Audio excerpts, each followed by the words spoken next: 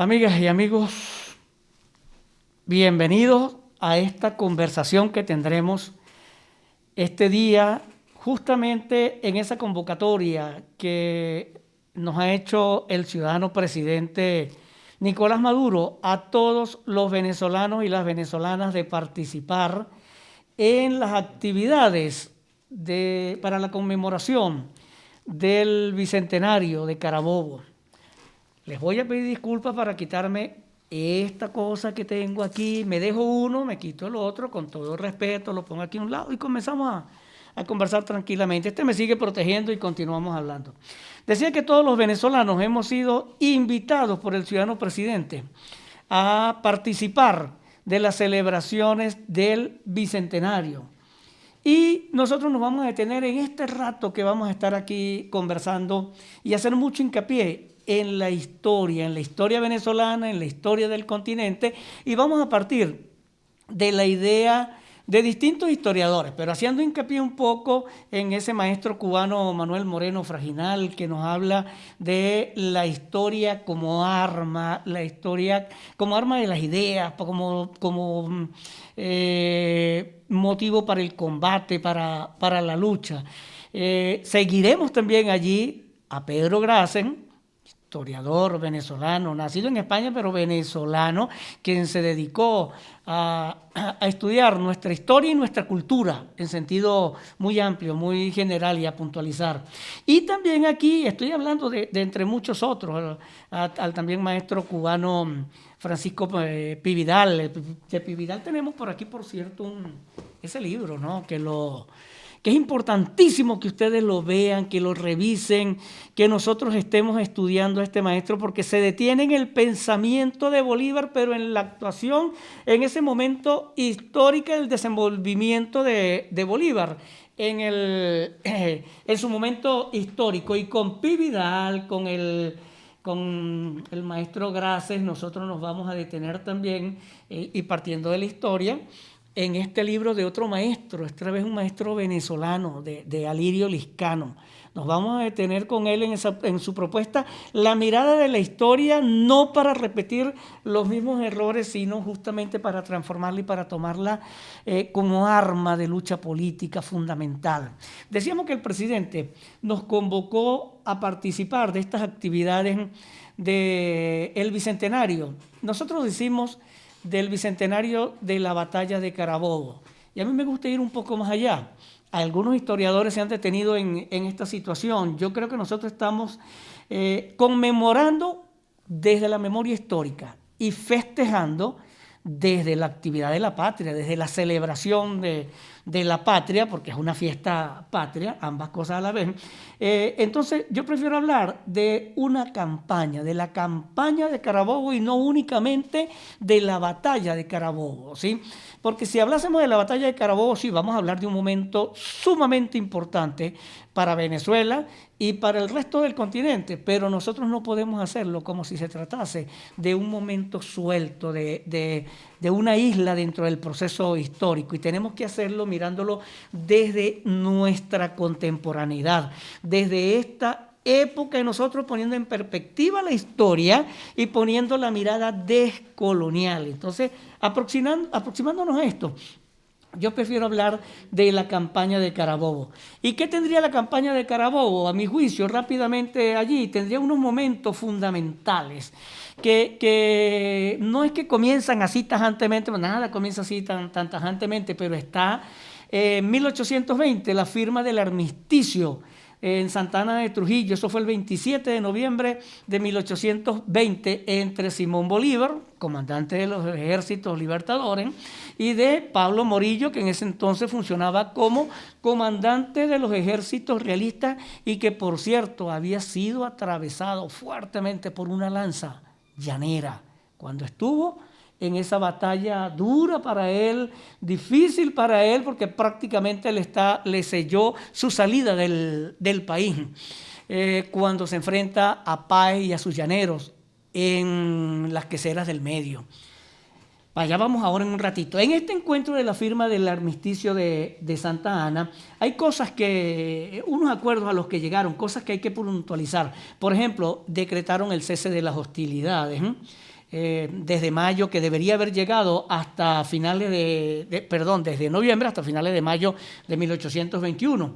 Allí también se habló de la regularización de la guerra que se había tornado muy sangrienta, y luego el final del decreto de guerra que había establecido el libertador Simón Bolívar a su paso por Trujillo el 15 de junio de 1813, juntamente en todo ese proceso que se va a conocer como la campaña Admirable. Sin embargo, hay unos antecedentes que nosotros debemos tener en cuenta. Recordemos que estamos hablando de la historia como arma para cualquier transgresión que sea formador en este momento de emancipación y de soberanía patria. Recordemos que en 1817 atravesaban por el Orinoco unas goletas que eran estadounidenses, las goletas Tigre y Libertad, y esas goletas habían sido confiscadas por orden de Simón Bolívar.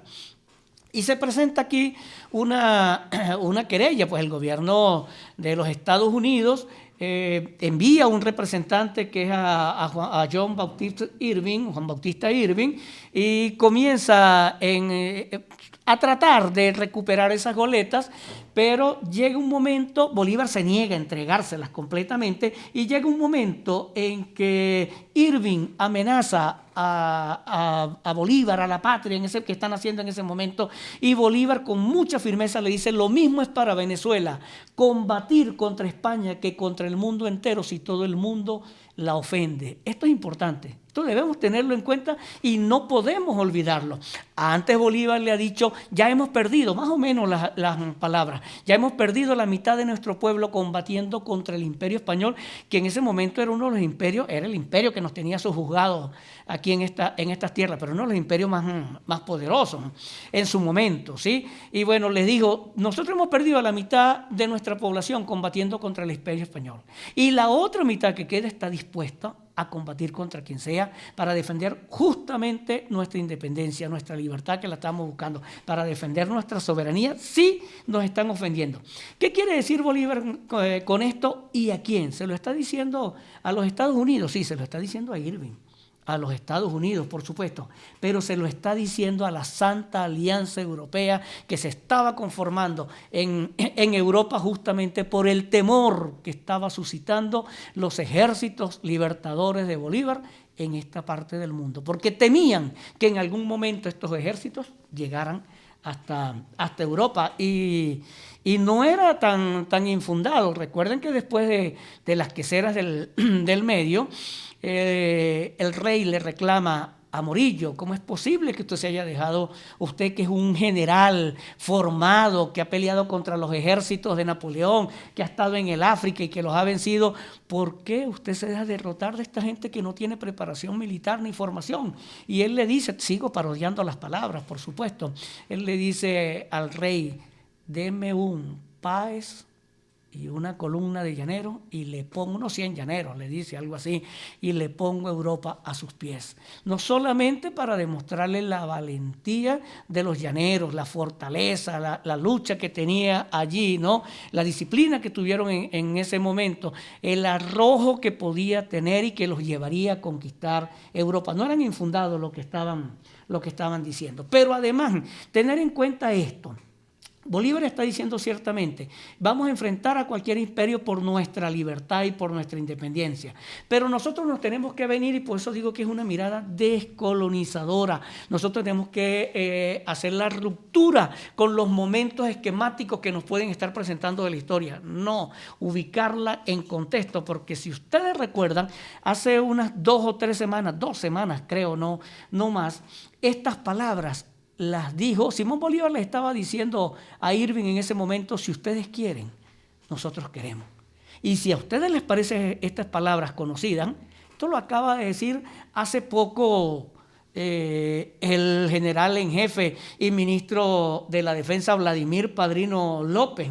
Eso fue a finales de mayo, es decir, 202 años y 5 meses después, el general Padrino López le está diciendo estas palabras a un ejército que ha pretendido meterse en el territorio venezolano. Si ustedes quieren, nosotros queremos. Cuando ustedes quieran, nosotros queremos. Ese frustrado intento de colocar, de establecer unas cabeceras de playa militares, narcoparamilitares más bien aquí, pero que uno sabe que detrás de todo esto no solamente están los narcoparamilitares, porque ¿a quién le está diciendo el general Padrino esto? Si ustedes quieren, nosotros queremos. Cuando ustedes quieran, nosotros queremos. ¿Se lo está diciendo a los narcoparamilitares? Sí. Por supuesto que sí, pero se lo está diciendo también a las Fuerzas Armadas colombianas, se lo está diciendo también al Comando Sur de los Estados Unidos que ha estado detrás de todo esto, se lo está diciendo a las 9 bases militares que tienen los Estados Unidos en América y todavía muchísimo más, se lo está diciendo a la mediática internacional que ha estado manipulando todo lo que ha estado pasando en Venezuela en este momento. Vean que está dando un salto desde 1819 hasta 2021. ¿Sí? ¿Por qué? Porque nosotros tenemos que tener en cuenta que la historia, que es una gran noria, que es un gran círculo, y decíamos que era un arma, una batalla, una arma poderosa para ir a la batalla de las ideas, del pensamiento, para recuperar todas nuestras luchas, ¿no? La mediática internacional ha partido de aquella propuesta maquiavélica de Goebbels: repite una mentira 1000 veces y la convertirás en verdad. Eso es a lo que ahora la mediática llama los fake news o las falsas noticias o las posverdades. Las posverdades, a fin de cuentas, no son más que mentiras, pues. ¿Sí? Y nosotros tenemos que tener muy claro eso. Esa es la respuesta que le está dando el general en jefe Padrino López a todos estos imperios que hoy día, 202 años después, pretenden meterse a este territorio y quitarnos nuestra soberanía. Esa es la lucha que nosotros tenemos hoy día. Pero volvamos con los sucesos de 1819. Bolívar se negó en 1818 a entregarles las goletas y en 1819, el 15 de febrero, instala el Congreso de Angostura y lee su famosísimo discurso de Angostura, sobre el cual hay que estar yendo y viniendo, porque allí se está consolidando ese aparato de pensamiento, pero jurídico, crítico, ejecutivo, educativo. Allí está en los inicios de lo que debe ser la patria. Esa patria que después Bolívar, esa idea que tenía de ser la gran patria de América, ¿no? Que después va a consolidar. Ya hablaremos de esto. Recordemos también que ese mismo año, 1819, que es lo que habíamos dicho hace poco, al grito de vuelvan caras, con 153 llaneros y una estrategia militar previamente establecida, el general Páez atraviesa el Arauca y derrota al ejército del mariscal de campo Pablo Morillo. Allí estamos hablando entonces de esa gesta extraordinaria en donde intervienen esas lanzas llaneras que a partir de ese momento ya venían, pero nosotros los vamos a conocer como los Bravos de Apure. Y entre esos Bravos de Apure estaban gente que para nosotros en la historia va a ser muy valiosa y sobre la cual vamos a estar yendo y viniendo por la dinámica que le impusieron a esas luchas libertarias. Allí va a estar el teniente coronel en ese momento Juan José Rondón, el teniente coronel Leonardo Infante y el sargento Pedro Felipe Camejo, el negro primero. Posteriormente, la columna, lo que se llamaba la columna infernal, que en algún momento había participado apoyando a Boves, que eso es parte de la historia que nosotros tenemos que reconocer allí. En julio de ese mismo año 19, Simón Bolívar con el ejército patriota atraviesa lo que se llama el páramo de Pisba en la Nueva Granada y lo que nosotros vamos a conocer como el Paso de los Andes, que prácticamente casi le diezma a todo su ejército por lo duro de la travesía de ese páramo allí, llegar del otro lado sin pertrechos, sin equipamiento militar, sin ropa, sin zapatos, pero fueron a combatir. El 25 de julio se produce la famosísima también batalla Pantano de Vargas. Y estoy diciendo esto y me refiero a estas distintas batallas por las batallas que nosotros los venezolanos estamos dando hoy día contra los distintos imperios. El imperio estadounidense, pero también el imperio que se ha tratado de unificar en Europa, ¿no? Con lo que se llama la comunidad europea, la mancomunidad primero económica, militar y luego política, ¿no? Pero en Pantano de Vargas, el 25 de julio, por cierto, una de las batallas más terribles, con la de Bomboná también, que se haya podido presentar. ¿Por qué esta cosa? Porque comenzó la noche del 24 de julio y llegó todavía hasta la noche del 25 de julio. Es decir, se estuvieron más de 24 horas en ese combate. Y allí se recuerdan varias acciones. El general Barreiro, que era el comandante del ejército realista, viendo que estaba acabando al ejército de Bolívar, que recién venía, como les dije, de haber atravesado el páramo de Pisba, el general Barreiro dice con mucha soberbia, en un acto de prepotencia, dice: ni Dios me quita esta victoria. Y casi que Bolívar cree que esa soberbia del general Barreiro se va a convertir en verdadera. Y en algún momento Bolívar dice: se nos echó la caballería encima, ya esto lo perdimos. Pero a su lado está el teniente coronel Juan José Rondón y le dice Rondón: ¿por qué dice usted eso, mi general? Y si nosotros los llaneros no hemos peleado. Y entonces Bolívar lo increpa y le dice, coronel Rondón, lo menciona de una vez: coronel Rondón, salve usted y los llaneros a la patria. Y 15 llaneros de esa misma columna que había estado peleando con Páez se van y acaban con el ejército del general Barreiro y se logra esa batalla Pantano de Vargas. Es decir, es una lucha fuerte, terrible, pero es lo que estos llaneros, abren el camino para obtener la victoria en un momento en que prácticamente estaba la derrota allí al lado de cada uno de ellos. Esas palabras se hicieron históricamente reconocidas, no solamente en Venezuela y en el ejército venezolano, sino también en el ejército en ese momento de la Nueva Granada, hoy Colombia, y luego lo que va a ser la República de Colombia, que se va a organizar ese mismo año de 1819. Unos días después, el 7 de agosto de ese año 19, está la batalla de Boyacá, que le va a dar la libertad, la independencia a la mayoría de las provincias que conformaban la Nueva Granada, no a todas. Eso también es importante tenerlo, porque el sur, donde está Nariño, todavía esa parte de allá del sur no se había independizado. Bolívar regresa posteriormente, a finales de ese año, en diciembre, a Angostura, y allí se declara la República de Colombia. Se establece la República de Colombia, se crea exactamente el 17 de diciembre. Es lo que nosotros no los historiadores, para diferenciarla quizás de la República de Colombia hoy día, va a llamar a la Gran Colombia. No la llamó Bolívar la Gran Colombia, no, nosotros le hemos llamado la Gran Colombia, Colombia la Grande, ¿no? Pero crea la República de Colombia, inicialmente con el departamento de Venezuela y el departamento de la Nueva Granada. Luego va a crear una estructura interna y posteriormente va a estar Ecuador. Ecuador lo conoceremos nosotros hoy día, pero en ese momento la provincia de Quito y la provincia de Guayaquil, que tendía más bien con el poeta Olmedo a crearse como una república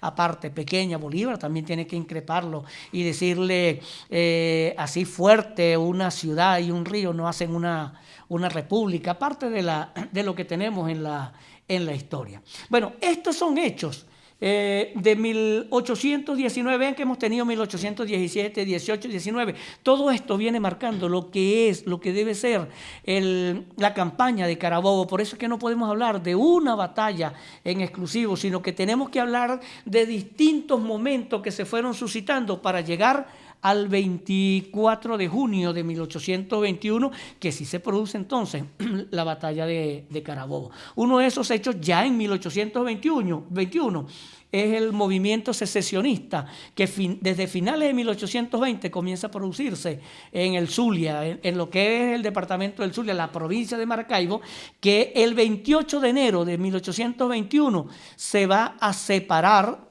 de los realistas, de la corona española, y se va a unir a la Colombia la Grande, a la República de Colombia. Esto permite que el general Urdaneta pueda movilizar con un poco más de libertad todas las tropas que tenían concentradas allí las fuerzas patriotas. Se mueve primero hacia Coro, después se va a ir hacia Carora, allí se enferma y entrega el mando. Pero ya hay un movimiento pensando en que se pueda, en el centro del país, se puede estar produciendo una batalla decisiva.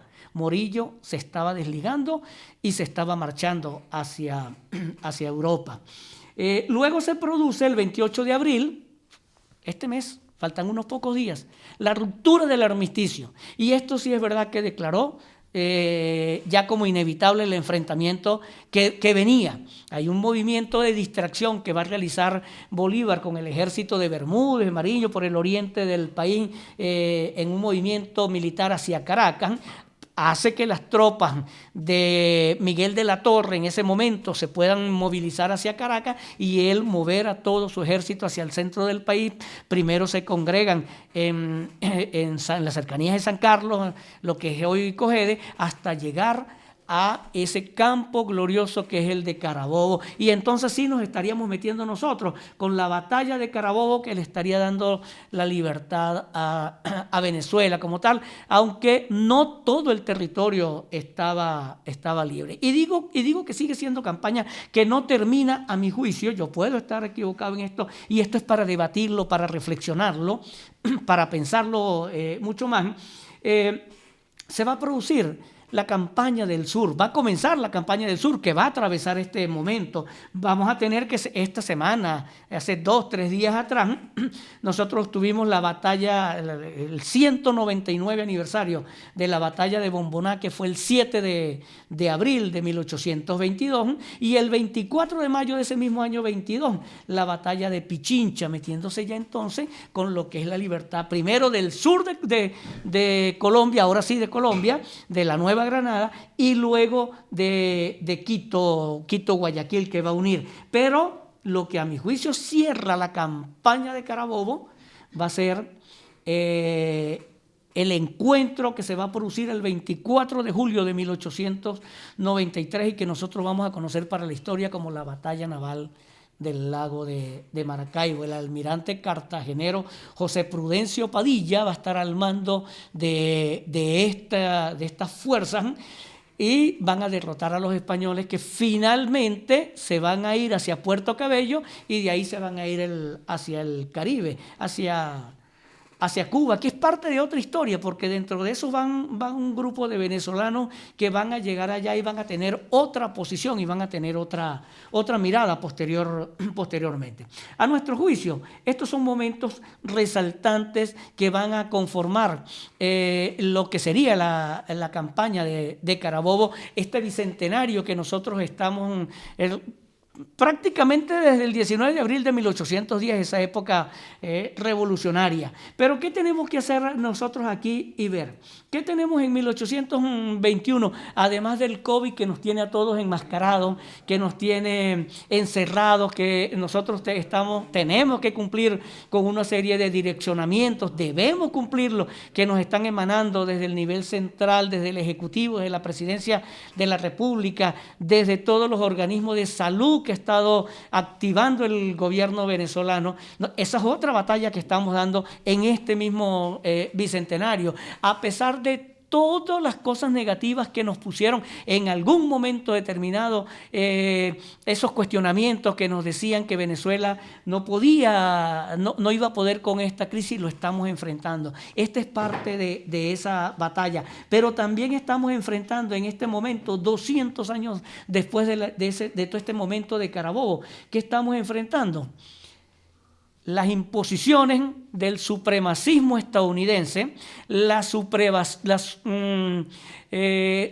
ese bloqueo, esas luchas, eso que ya Bolívar nos estaba diciendo en esto de aquí, mire, vamos a luchar contra los imperios, lo que nos decía de la patria, vamos a luchar por la patria, por la consolidación de la patria, vamos a tener toda una estructura que nos identifique a la patria. Esto que nos estaba proponiendo aquí, nosotros hoy día tenemos que estarlo llevando adelante en ese hermoso trabajo que es la lucha por la libertad y por la independencia. ¿Y quiénes realizaron esa lucha? Vamos a decirlo, una serie de movimientos libertarios, una serie primero de movimientos de rebeldía, de cimarrones, después de una élite que tenemos que decirle que una élite venezolana de distintos lugares de Venezuela, pero es una serie de personalidades que Pedro Grases va a llamar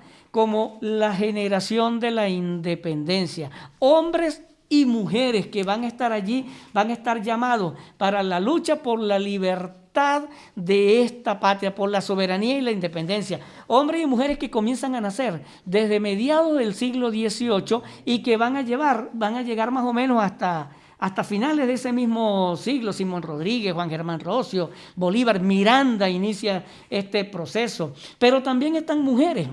Juana Ramírez, Concepción Mariño, que tiene un papel importantísimo en la historia venezolana. Eulalia Ramos, llamada Eulalia Buró, Ana María Campos, Teresa Heredia. Es decir, hombres y mujeres que desde el pensamiento, desde las ideas, comenzaron a reflexionar sobre este territorio y que no podíamos continuar subyugados al Imperio Español. Dijo Pedro Grases en su libro, con gente como esta que está naciendo en este territorio, ningún pueblo en donde nazca esta gente va a estar siempre esclavizado. Ningún pueblo va a estar sometido, porque ese pueblo va a estar buscando todo el tiempo la independencia. Bueno, esta generación que nosotros estamos viendo en ese momento que está surgiendo de finales del siglo XVIII, comienzos del siglo XIX, y no voy a salvar distancia, lo suelo decir, esta generación 200 años después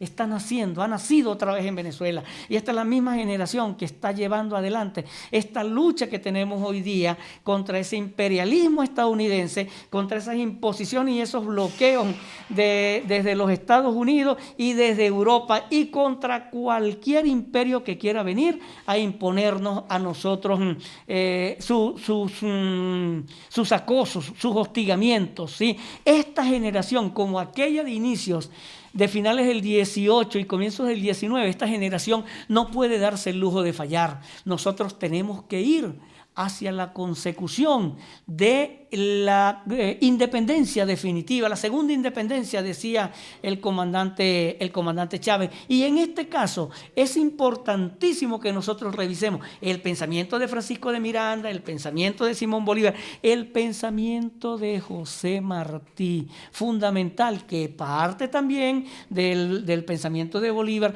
para establecernos allí. Nosotros deberíamos revisar en un trabajo hermosísimo que aparece aquí, pero que estaba en la revista venezolana que trabajó Martí aquí, que aparece en un libro de José Martí que se llama, aquí, Con los pobres de la tierra, que hay un artículo sobre Venezuela, una visita a Venezuela. En este texto, Martí tiene el trabajo, la visita a Venezuela, y es cuando él está llegando hace 140 años, si no me equivoco, que está presentándose allí José Martí, y él tiene una vida personal, tiene problemas en su vida personal, pero está llegando a reconocer lo que él va a llamar el territorio donde nació la independencia en América. Dice Caracas primero, ciertamente, cómo no.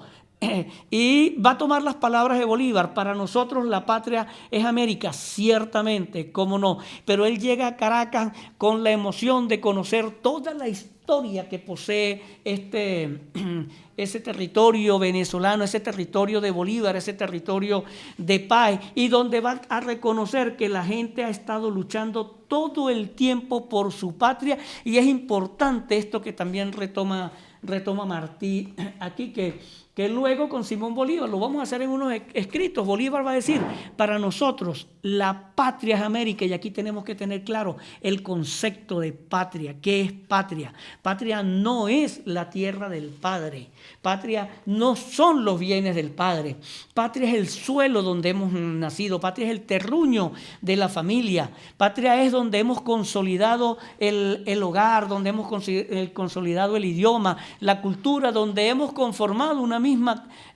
cosmogonía. Nosotros tenemos que ir allá, y esto sorprende también gratamente a Martí.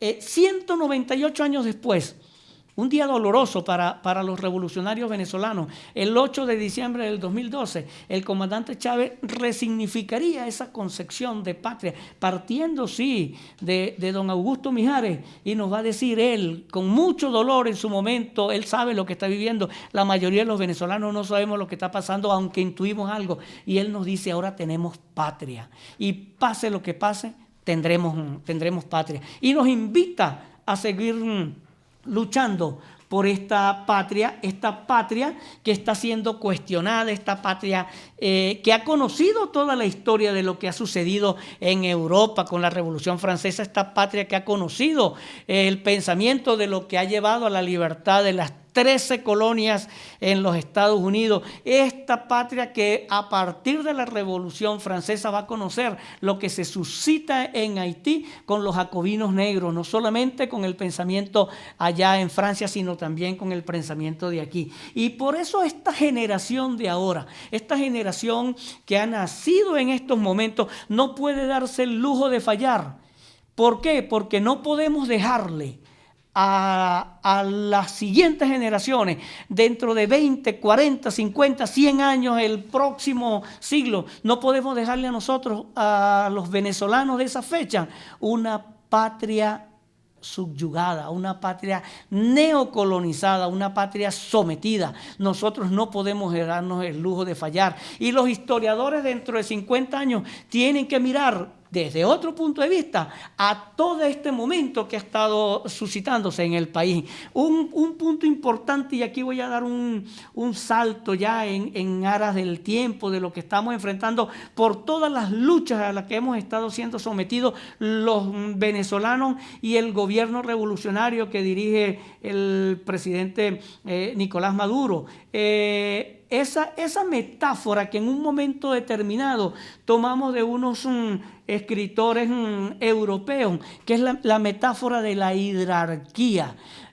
A este territorio venezolano se le ha cercado, se le ha bloqueado, con la excusa de la libertad de comercio y con la excusa de que los mares tienen que estar abiertos para que fluyan, se nos cierran los mares en sentido general, pero también se nos cierran los cielos, se nos cierran las rutas bancarias, se nos cierran todo el proceso mercantil, se nos cierra y se nos quiere ahogar. Esa es la hidrarquía que nosotros no podemos permitirle a este imperio que nos impongan. Nosotros estamos llamados a vencer, y estamos llamados a vencer hoy día conociendo la historia. Por eso en el principio decía, tenemos que partir de esa mirada de Pi Vidal, de Manuel Moreno Fraginal, de Alirio Liscano, de la historia como un arma poderosa para derrotar a cualquier imperio. Lo decía también don Pedro Grases, ¿no? Nosotros tenemos que salir victoriosos de esta batalla que es nuestra segunda independencia. ¿Y cómo lo vamos a lograr? En esa integración que como venezolanos, que como pueblo único, como venezolanos y como la gente que ha estado llegando desde fuera y se ha estado integrando con nosotros también, haciendo el mismo trabajo. Pese a todas las falsas noticias, pese a todas las posverdades, pongamos a la historia en contexto, en revisión, en perspectiva, en mirada descolonial, estudiémosla a partir de todos esos grandes pensadores que hemos tenido nosotros desde el siglo XVIII, mencioné yo en ese momento, pero siglo XVIII, siglo XIX, detengámonos en Miranda, detengámonos en Bolívar, detengámonos en Martí, y luego en toda esta gente anticolonialista soberanista que va a surgir en el continente americano. Pensemos en Sandino, pensemos en Emiliano Zapata, lleguemos necesariamente a Fidel Castro, al comandante Fidel Castro y al comandante Ernesto Che Guevara, para situarnos con Hugo Rafael Chávez Frías y saber que la lucha que nosotros estamos haciendo hoy día es por la soberanía, la independencia y la libertad de la patria venezolana. Bueno, esto posiblemente nosotros lo estaremos conversando en otras oportunidades y tendremos que estar buscando los materiales a los que nos estén invitando para continuar leyendo y estudiando y profundizando todo lo que nos implica a nosotros la libertad de nuestra patria venezolana. A todas y a todos, muchísimas gracias.